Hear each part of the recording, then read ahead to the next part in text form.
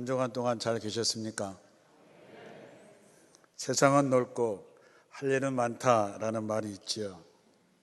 코로나로 굳게 닫혀 있었던 선교지들이 열리기 시작했습니다. 아직 가고 오는 것이 까다롭긴 하지만 격리 없이 움직일 수 있게 되어서 지난 한 주간 동안 이성민 목사를 파송할 필리핀에 다녀왔습니다. 또 6월 15일서부터 열흘 동안 인도네시아 선교 50주년 행사에 초청이 되어서 선교사님들을 격려하고 또 함께 말씀을 나누고 또 3년 동안 가보지 못한 주성훈 선교사님이 사역하시는 바탐으로 가서 선교사역지와 최보람 목사님이 가서 일하시게 될 사역을 의논하고 현지 목회자들을 만나고 돌아올 예정으로 있습니다. 선교지에 갈 때마다 마음이 참 무겁습니다. 그래서 그때마다 저는 두 말씀을 마음에 새기고 묵상합니다. 사도행전 1장 8절에 나오는 말씀처럼 오직 성령이 너에게 임하시면 너희가 권능을 받고 예루살렘과 온 유대와 사마리아와 땅끝까지 이르러 내 증인이 되리라 하시니라. 또 하나는 사도행전 13장 47절에 주께서 이같이 우리에게 명하시되 내가 너를 이방의 빛으로 삼아 너로 땅끝까지 구원하게 하리라 하셨느니라. 선교지에 갈 때는 이 말씀을 계속해서 되뇌이는 것은 거룩한 부담감을 이겨내려고 하는 것입니다.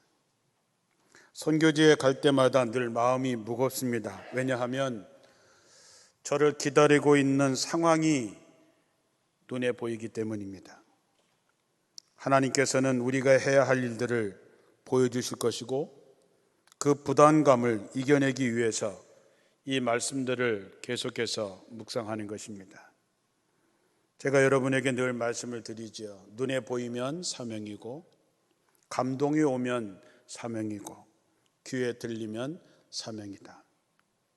사명이라고 하는 것은 해도 되고 안 해도 되는 것이 아닙니다. 아무리 힘들어도 해야 되는 것이지요. 사명은 책임이라고 하는 말과 같은 말입니다. 하나님께서 그곳에 보내시는 이유, 그곳에서 보여주실 비전, 그리고 그곳에서 해야 할 선교 사역은 언제나 마음에 큰 부담이 됩니다. 그래서 선교지를 애써서 안 가고 싶을 때도 인간적으로 있습니다. 그러나 성경에 부르심을 받은 선지자들은 하나님의 부르심에 그들도 큰 부담감을 가졌습니다.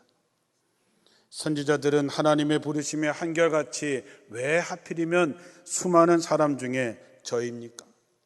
왜 그것을 저에게 보여주시고 그 말씀을 제 마음속에 주시고 가라고 하십니까? 하나님의 부르심에 도망치려고도 하고 애써 외면도 하고 그리고 한탄해 보지만 결국 하나님은 그를 통해서 하나님의 뜻을 나타내셨습니다. 그들에게 임한 하나님의 불타는 마음을 그들은 견뎌내지 못하고 나가서 목숨을 걸고 하나님의 말씀을 전했습니다. 지난 일주일 동안 이성민 목사가 갈 필리핀의 민도로 지역을 다녀왔습니다.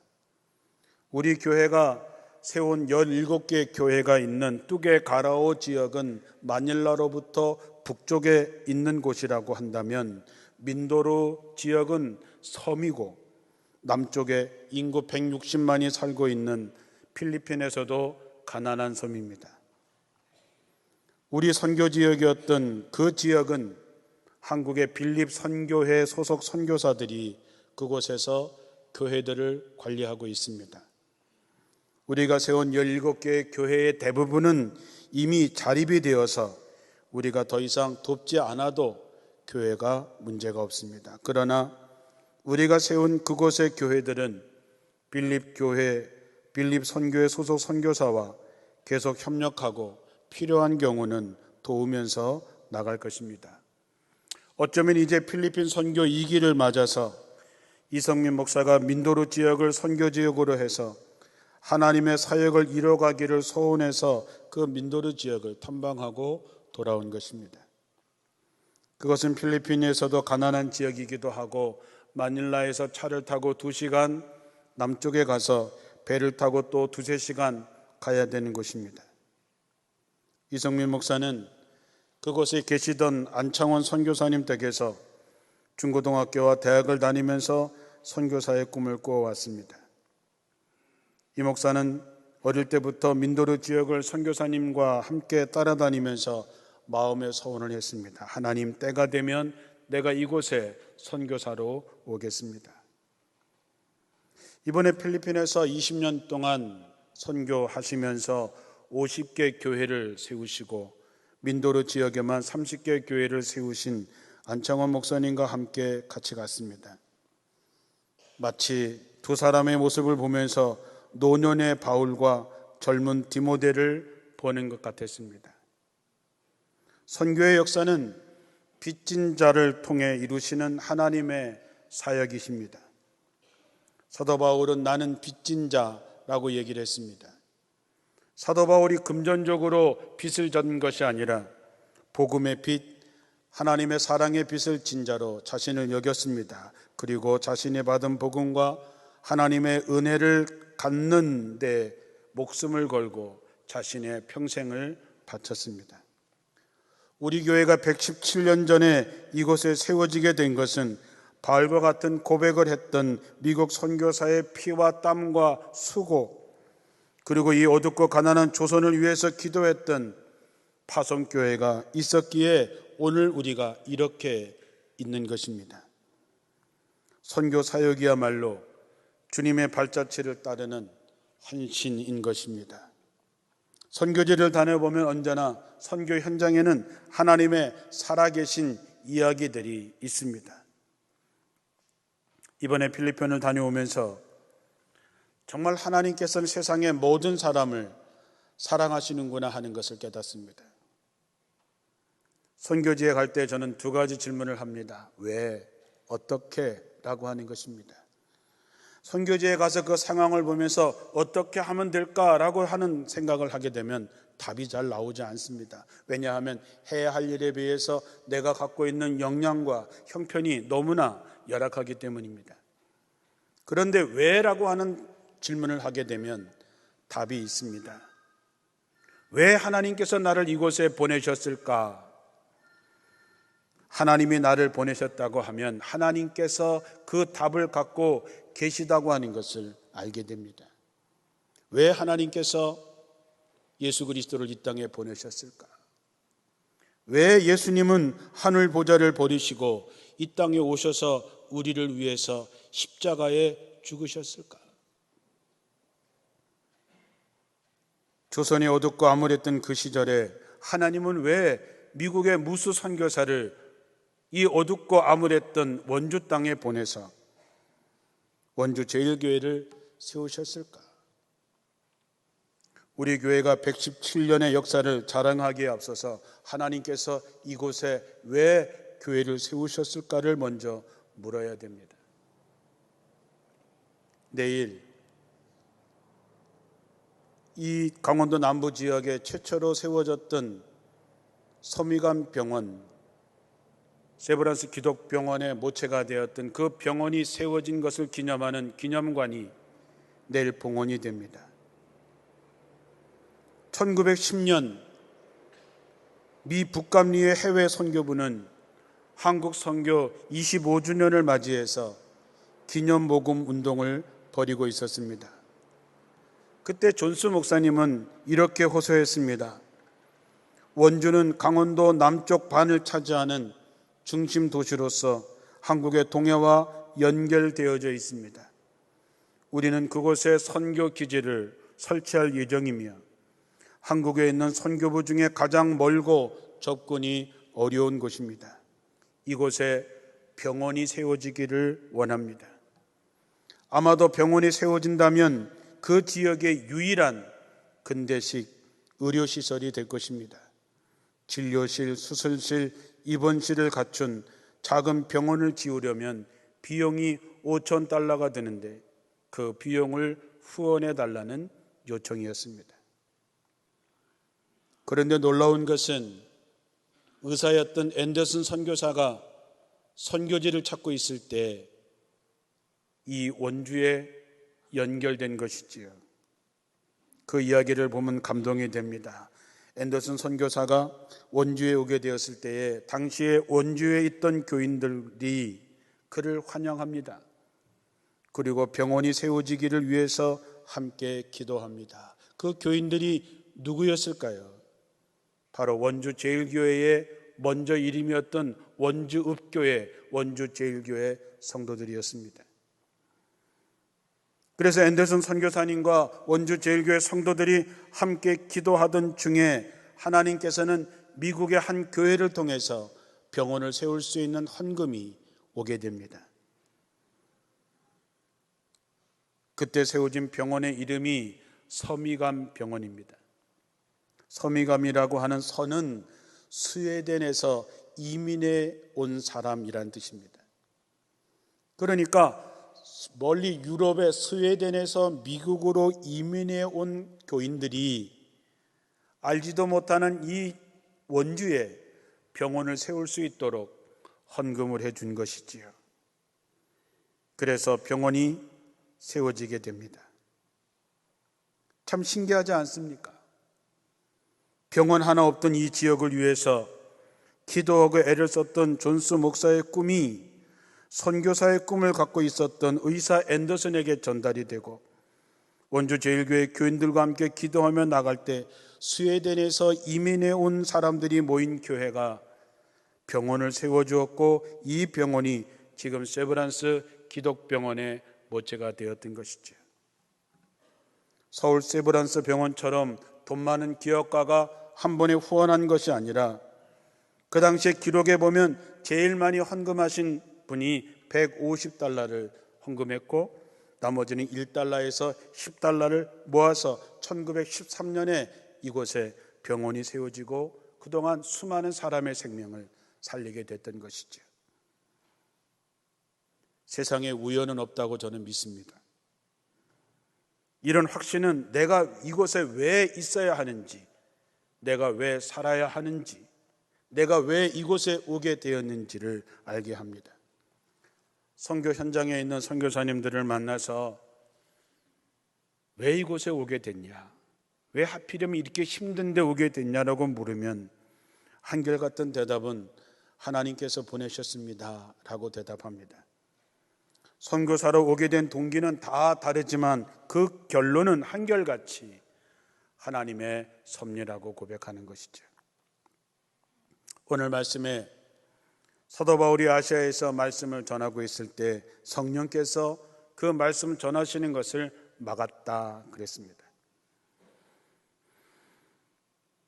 무시아에 가까이 이르러서 비두니아로 들어가려고 했지만 예수의 영이 성령이 그것을 허락하지 않으셨다.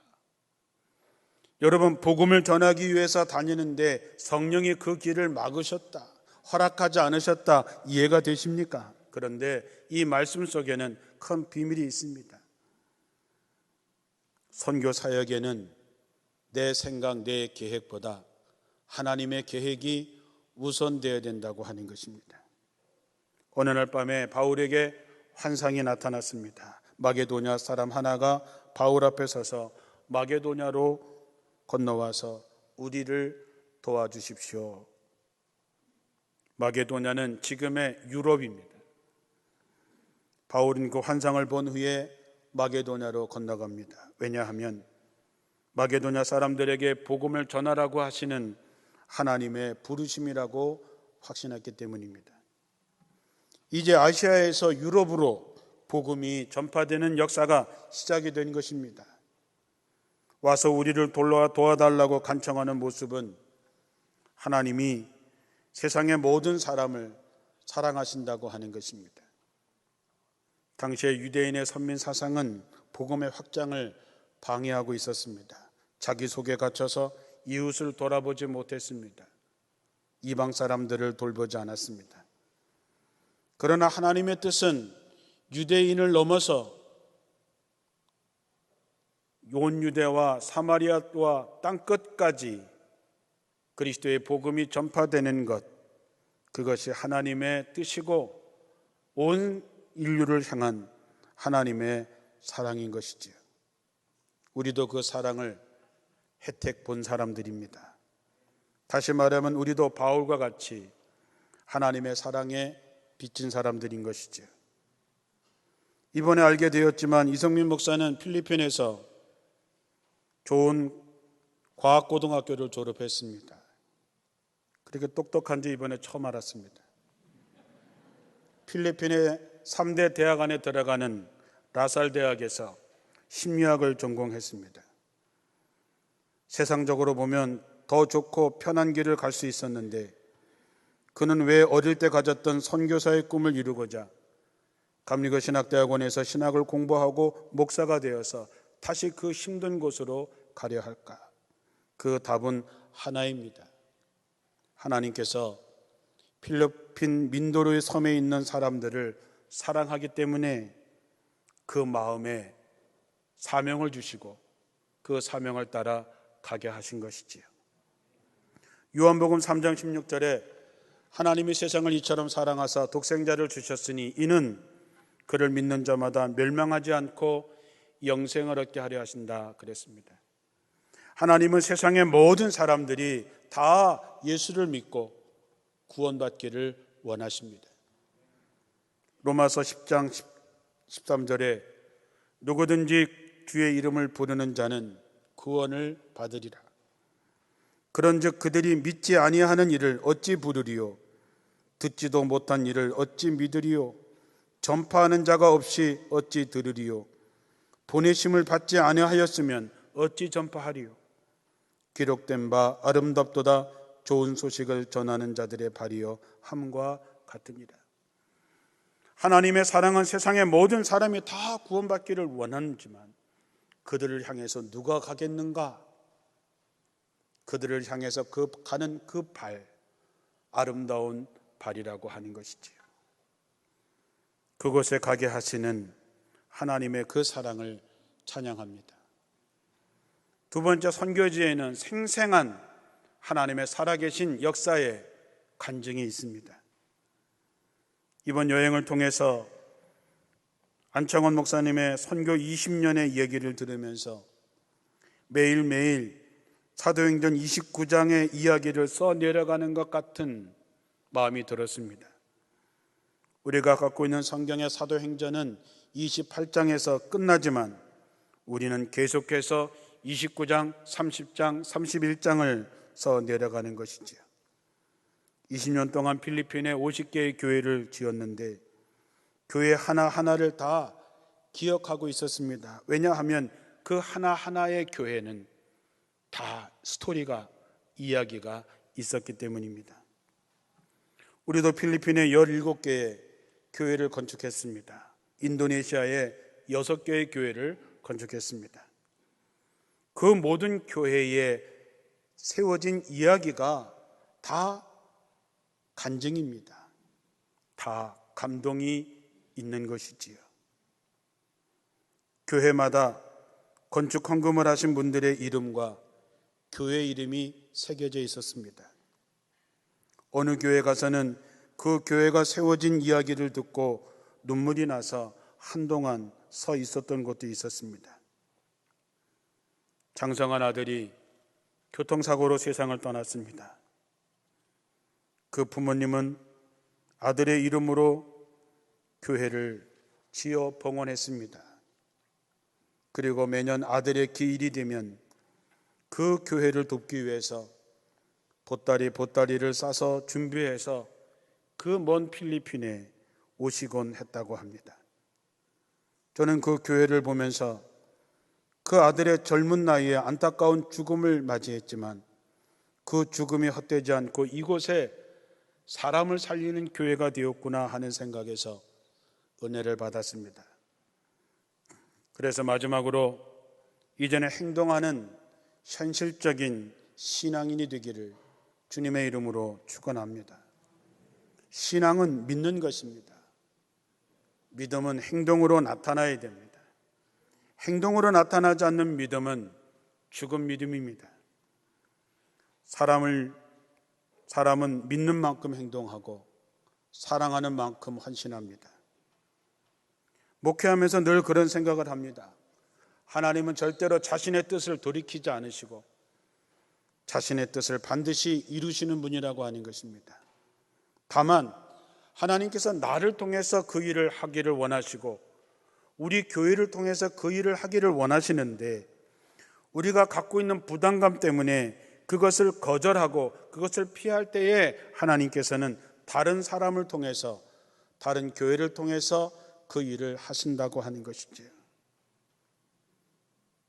내가 받을 복을 다른 사람이 받는 것이지요.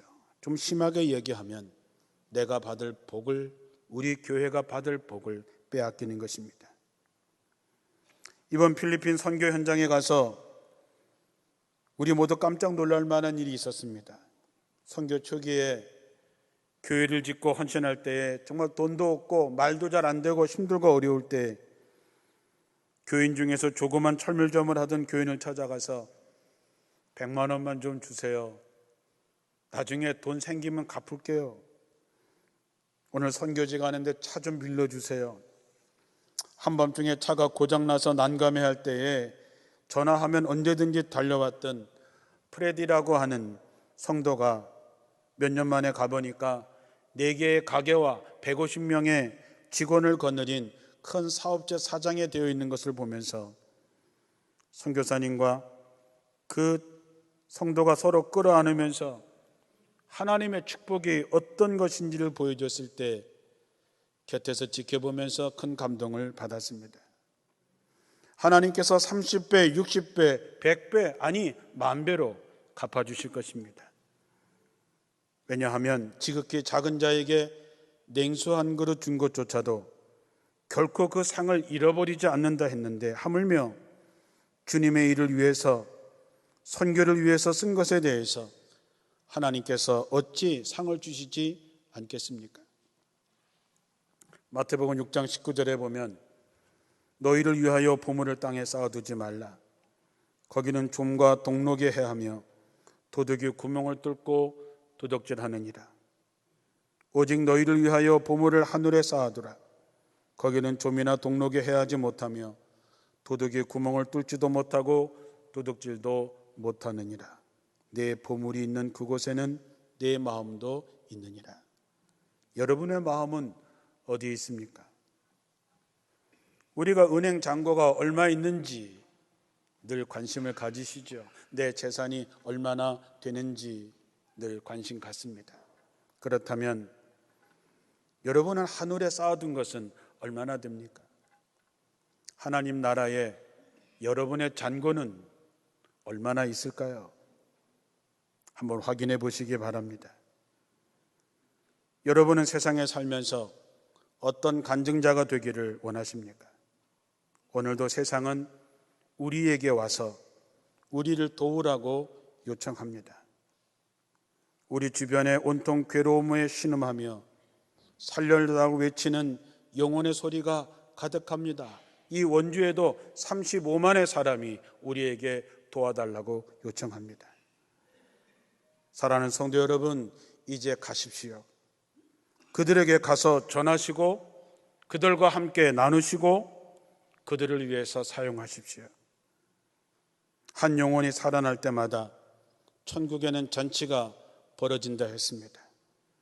한 사람이 회개하고 돌아오면 하늘에 회개할 것이 없는 99으로 말미암아 기뻐하는 것보다 더 기뻐하신다 하셨습니다. 하나님을 기쁘시게 하는 그 일에 우리 교회가, 여러분이 그 주인공들이 되시기를 주님의 이름으로 축원합니다.